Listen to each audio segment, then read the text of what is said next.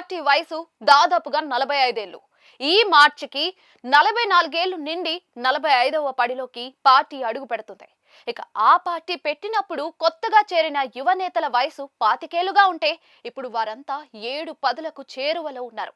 TDP తొలి ticket ని అన్న ఎన్టీఆర్ నుంచి అందిపుచ్చుకొని గెలిచి అసెంబ్లీలో అడుగుపెట్టిన యంగెస్ట్ బ్యాచ్ ఈ రోజు టీడీపీలో మోస్ట్ సీనియర్ బ్యాచ్ గా మారారు. ఇక వారిలో ఇప్పుడు కొత్త ఆలోచనలు కలుగుతున్నాయట. వారంతా ఒక్కటే మాట్లాడుతూ ఉన్నారు. టీడీపీలో సీనియర్ నేతలు అంతా కూడా ఒక్కటే పోరు పెడుతూ ఉన్నారు. తాము రిటైర్ అయిపోతామని అంటూ ఉన్నారు. ఒకరిద్దరు కాదు, ఏపీ వ్యాప్తంగా అదే మాటగా ఉంది. టీడీపీలో సీనియర్ల పదవీ విరమణ జాబితా కనుక చూస్తే కొండవీటి చాంతాడు మాదిరిగా ఉంది. వీరంతా రిటైర్ అయితే మాత్రం భారతదేశ రాజకీయాల్లోనూ అందులోనూ ఒక ప్రాంతీయ పార్టీలో ఇంత పెద్ద ఎత్తున పక్కకు తప్పుకున్న నాయకులు ఉండరేమో అన్న చర్చ కూడా సాగుతూ ఉంది. నిజానికి రాజకీయాల్లో ఎవరైనా చివరి ఊపిరి దాకా కొనసాగుతారు. రాజకీయాలకు వయసుతో సంబంధం లేదని చెప్తారు. కానీ టీడీపీ సీనియర్లు మాత్రం వయసు అయిపోతుందని అంటూ పక్కకు తప్పుకోవాలని చూస్తూ ఉన్నారు. దానికి అనేక కారణాలు ఉన్నాయని అంటూ ఉన్నారు. ముందుగా ఒక కారణం తీసుకుంటే వచ్చే ఎన్నికల నాటికి పూర్తిగా యంగర్ జనరేషన్ కే టికెట్లు ఇస్తారు అని ప్రచారంలో ఉంది. నారా లోకేష్ మరింత పటిష్టమైన నాయకత్వం స్థాయిలోకి వస్తారని ఆయన టీం అన్నది తయారవుతుందని అంటూ ఉన్నారు. దాంతో తాముగా తప్పుకుంటే బెటర్ అన్నదే సీనియర్ల ఆలోచనగా చెప్తూ ఉన్నారు.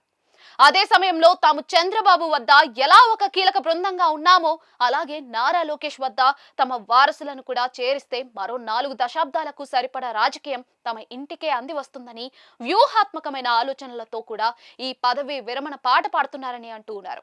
ఇక ఇల్లు ఉండగానే చక్క బెట్టుకోమని ఒక సామెత ఉంది.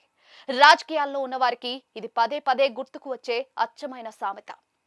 అందుకే అంతా రిటైర్మెంట్ అంటూ ఉన్నారు. తాజాగా నర్సీపట్నంలో ఎన్టీఆర్ విగ్రహావిష్కరణ సభలో మాట్లాడిన స్పీకర్ అయ్యన్న పాత్రుడు తనకు 70 ఏళ్లు వచ్చాయని తాను రాజకీయాల నుంచి విరమించుకుంటాను అని వేదిక మీద నుంచే చెప్పేశారు. ఇక చాలు తన రాజకీయం అని కూడా వైరాగ్య ధోరణిలో అనేశారు. అయ్యన్న కుమారుడు విజయ్ పాత్రుడికి వచ్చే ఎన్నికల్లో టికెట్ ఇప్పించుకోవాలని ఆయన చూస్తున్నారు అని ప్రచారంలో ఉంది. అలాగే భీమిలి ఎమ్మెల్యే గంటా శ్రీనివాసరావు సైతం వచ్చే ఎన్నికల నాటికి 7 పదుల వయసుకు చేరువ అవుతారు. ఆయన సైతం కుమారుడి కోసమే చూస్తూ ఉన్నారు.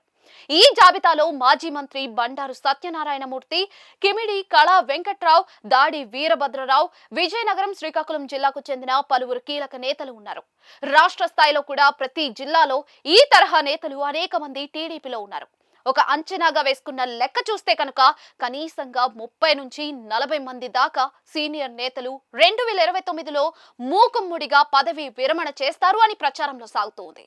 అంతే సంఖ్యలో వారసులు కూడా ఎంట్రీ ఇస్తారని కూడా వినిపిస్తోంది. మరి టీడీపీ హైకమాండ్ వీటిని ఏ విధంగా చూస్తుంది, ఏ విధంగా వ్యవహరిస్తుంది అనేది అసలైన చర్చగా ఉంది.